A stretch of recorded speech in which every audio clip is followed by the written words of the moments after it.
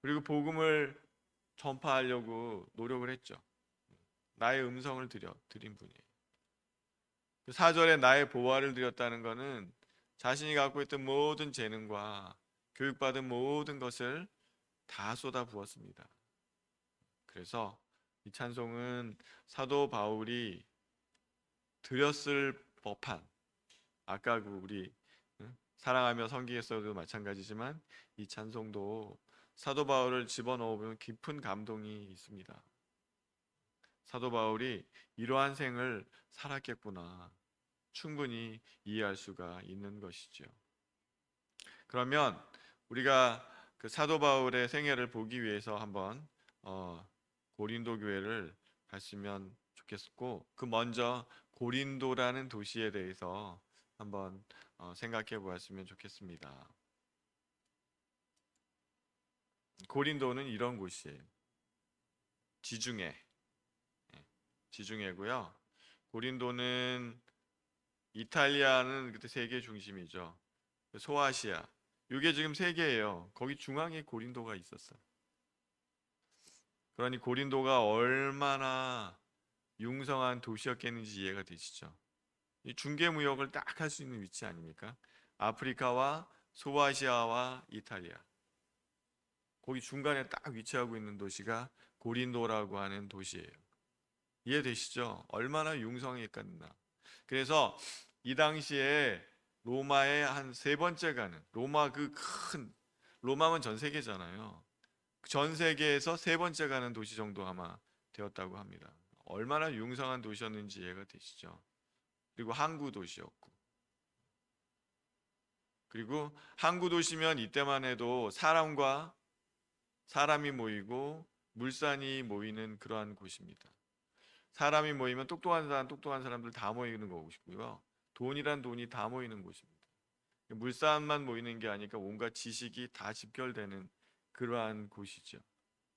그러니까 지식 수준도 굉장히 높고 경제적인 수준도 굉장히 높고, 여러분 그리스가 얼마나 대단한 나라인지 아시죠? 헬라 문화. 우리가 헬라와 로마 문화의 후손들이라고 할 수 있어요. 그렇게 안 믿으십니까? 우리가 유교 문화하고는 단절됐습니다. 불교 문화하고도 단절됐어요. 그렇죠? 우리가 이게 입고 있는 이 옷들이 유럽식 복장이에요. 그러면 유럽은 그리스 로마 문명을 이어받은 사람들이거든요. 미국은 그리스 로마 유럽, 그 다음에 그게 건너가서 미국이죠. 그래서 아브라함 링컨 기념관, 혹시 링컨 기념관 보실 때 그 대리석 석조 건물로 만들어진 보시죠? 그거 어디서 본따 온 거예요? 그리스 신전을 본따 온 겁니다. 그 문화의 영향이 다 있어요. 그렇죠? 우리나라의 그 유명한 대학들의 그 멋진 그 신전같이 이렇게 기둥 세워놓은 그 건물들 있잖아요. 그 한양대도 그렇고 경희대도 그렇고 그렇습니다. 멋있다고 하는 그 석조 건물들, 덕수궁의 석조 건물들, 그게 어디 양식이죠? 그리스 양식이에요. 그리스 양식.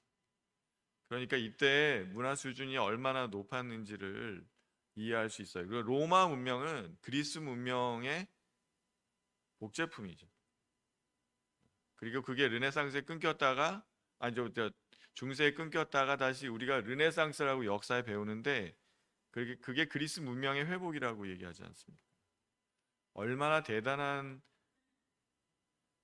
그리스 문화를 이제 알 수가 있고, 고린도가 얼마나 대단한 도시였는지를 엿볼 수가 있어요. 만만치 않은 도시입니다. 그리고 고린도가 번성할 수밖에 없었던 것은, 고린도만하고 에게만을 이렇게 통과해서 가려고 하면 물살이 너무 세가지고, 이게 바다 두 개가 이렇게 있고 그 사이에 고린도가 있는 거예요. 그래서 바다 물결이 너무 다르기 때문에 배들이 통과를 못했대요. 그래서 어떻게 했냐면, 여기 갱그레아 항구라고 하는데 화물을 내려놓은 다음에 육지로 레가이온 항구까지 옮긴 다음에 거기서 레가이온 항구에서 배로 다시 가는 거예요. 로마로.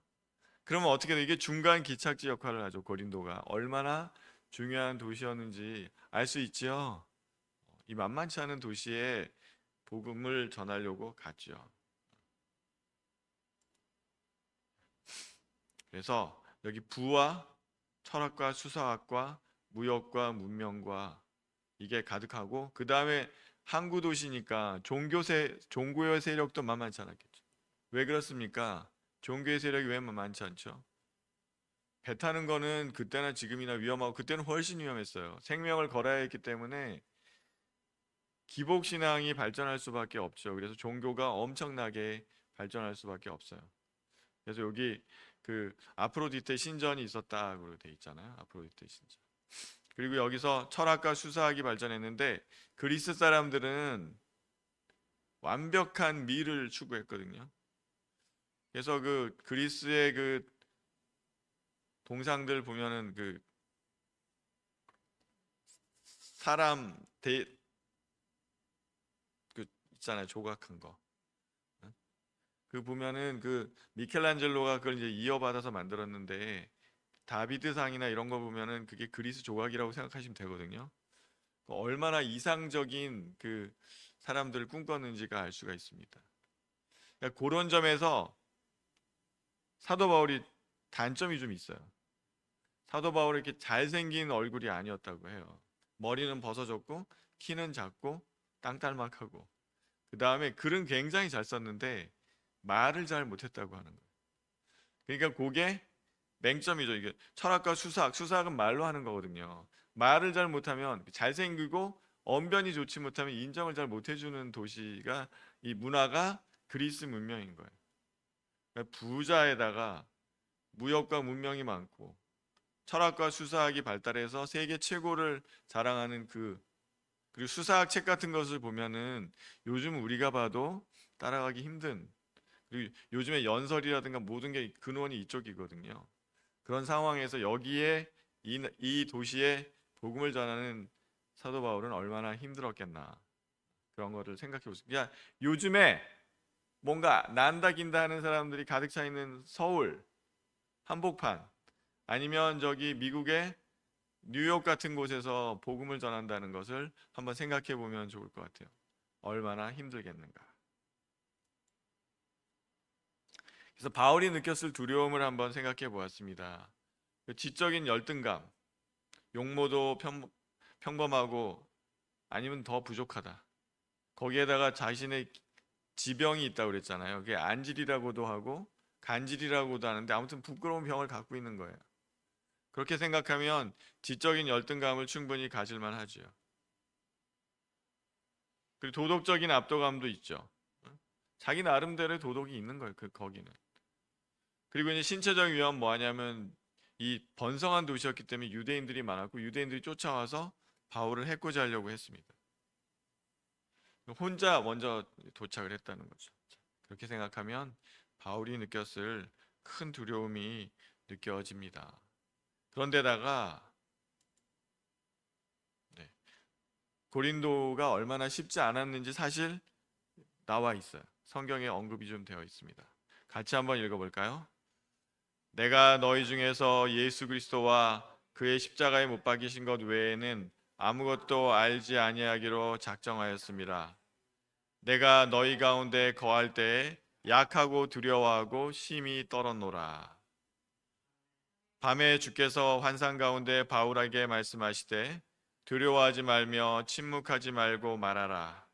내가 너와 함께 있음에 어떤 사람도 너를 대적하여 해롭게 할 자가 없을 것이니 이는 이 성중에 내 백성이 많음이라 하시더라. 아멘. 이해가 되십니까? 여기 고린도전서 2장 2절에 이렇게 있죠. 내가 너희 가운데 거할 때 약하고 두려워하고 심히 떨었다. 왜 이렇게? 사도 바울은 지적인 수준이 엄청난 사람이거든요. 제자 중에 탑이죠. 예수님 다음 정도 되는 사람이 사도 바울인데, 사도 바울이 약하고 두려워하고 심히 떨 정도였다, 이런 고백을 하고 있잖아요.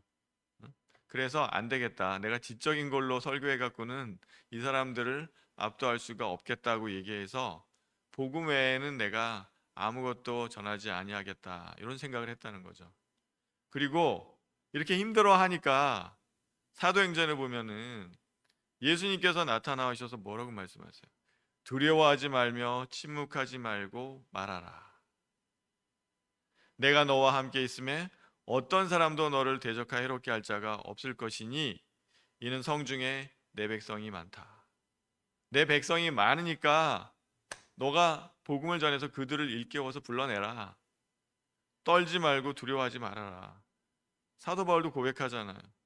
내가 약하고 두려워하고 심히 떨었다. 만만치 않은 고린도 도시죠. 사람들이 나를 대적하려는 그 움직임도 있었다는 거죠. 유대인들이 쫓아와 가지고 난리를 치는 그 상황이니까. 그리고 항구 도시는 좀 거친 면도 좀 갖고 있지 않습니까? 그러니까 굉장히 힘들었을 것이라는 것을 예측할 수 있습니다. 그런데 거기서 교회를 개척했어요. 사도 바울이 1년 6개월을 있으면서 개척을 했습니다. 에베소에서 3년 있었고 고린도에서 1년 6개월 가장 많이 있었던 교회라고 합니다. 하나님의 은혜로 할 수 있었던 거죠. 그러니까 제가 아까 말씀드린 대로 고린도가 요즘에 대한민국의 식자들이 모이는 대학로 거리라든가 아니면 미국의 뉴욕에 그 학자들이고 하버드 대학이 있는 곳 이렇게 생각해도 좋을 것 같아요. 거기서 이방인이고 아니 이방 로마 시민이긴 하지만 볼품없는 용모에 언변이 시원찮은 사도 바울이 섰다고 생각하면 얼마나 힘들었을지를 이해할 수 있겠죠. 굉장히 떨었고 힘들었다고 스스로도 고백을 하고 예수께서도 나타나셔서 격려해 줘야 될 정도로 그렇게 힘든 상황에서 개척을 하여서 개척에 성공을 했죠. 그래서 고린도 교회가 세워졌습니다. 얼마나 놀라운 일입니까? 그런데 고린도 교회에서 또 이상한 움직임이 있는 거예요. 어떤 움직이냐면 사도 바울이 12제자에 속하지 않았다는 것이 시비가 걸리는 거예요. 그걸 가지고 시비를 거는 사람이 있었고 그 다음에 사도 바울이 자비량 선교를 했다는 게 시비가 걸린 거예요. 여기 고린도의 문화로 생각하면 어떻습니까? 유명한 웅변가들이나 유명한 선생님들은 고액을 받고 강의를 하는 거예요. 요즘도 그렇지 않습니까? 그렇죠. 전 세계 다니면서 강의할 수 있어요. 그 유명한 그 교수님들 예를 들어서 그 어, 정의란 무엇인가 그 샌델 교수님 같은 경우에는 우리나라에도 몇 번 왔었죠. 고액의 그 연봉을 받고 오는 거예요. 클린턴 같은 사람들 이런 전임 대통령 오바마 이런 사람들을 모시려면 고액의 연봉을 드려야 돼. 그걸 통해서 그분이 얼마나 고명한 사람인가가 증명이 된단 말이죠. 그런 상황 가운데 사도 바울은 돈을 받지 아니하고 자기가 손수 일하면서 해 나가니까 이 고린도 교회가 시험에 빠진 거죠. 저 사람이 별로 유명하지 않은 사람인가 보다. 혹은 사도 바울은 12사도가 해당하지 않기 때문에 저렇게 하는가 보다. 이러한 말이 있었다는 거지요. 그래서 그 사도 바울을 이렇게 폄훼하는 그런 움직임이 있었던 것에 대해서 사도 바울이 뭐라고 얘기하는지 보겠습니다. 네, 같이 한번 읽어볼까요? 내가 자유인이 아니냐 사도가 아니냐 예수 우리 주를 보지 못하느냐 주 안에서 행한 나의 일이 너희가 아니냐 다른 사람들에게는 내가 사도가 아닐지라도 너희에게는 사도니 나의 사도됨을 주 안에서 인친 것이 너희라. 그래서 반박을 하고 있습니다. 내가 왜 사도가 아니냐? 내가 자유인인데 내가 왜 그렇게 살았는지 너희들 모르느냐? 나는 자유롭지만 너희를 위해서 헌신한 것이다. 내가 뭔가 비굴해서 그런 것이 아니다. 나는 로마 시민이고 자유인이다. 내가 왜 사도가 아니란 말이냐? 나는 주를 보았다. 주를 잠깐 보았다는 것을 어떻게 사도가 될 수 있느냐? 그렇게 시비를 걸 수 있는데요. 근데 잠깐 보았지만 사도 바울은 구약을 통달한 사람이죠. 그렇기 때문에 잠깐의 만남을 통해서도 모든 진리를 깨달을 수 있는 그러한 정도의 사람이죠. 그렇죠?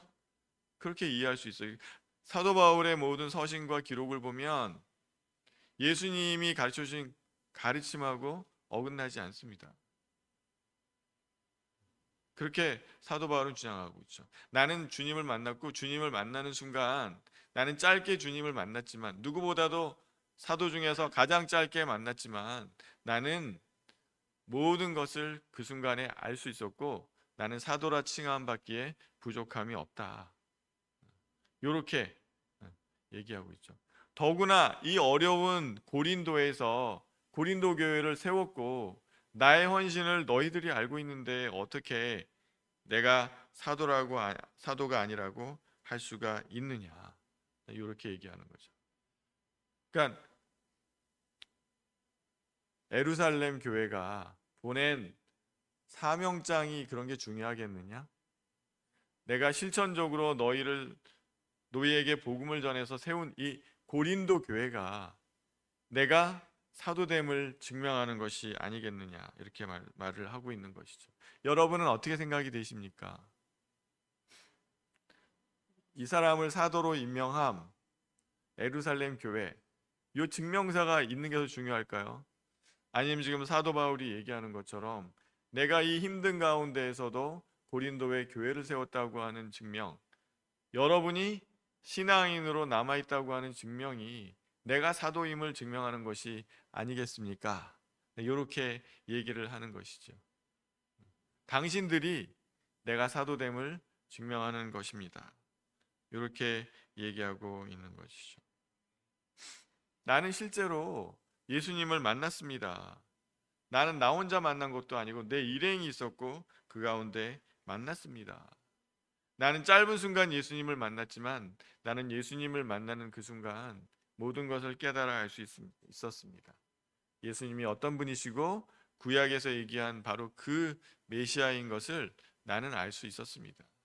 나는 구약과 예수님의 말씀을 바로 연결시킬 수 있는 그러한 사람이었습니다. 이렇게 얘기하셨죠. 그리고 사도 바울은 예수님이 또 직접 임명하셨잖아요.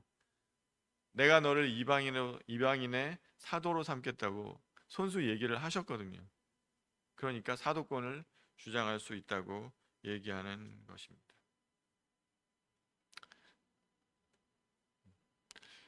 그럼 고린도전서 9장부터 6절까지 한번 읽어보겠습니다.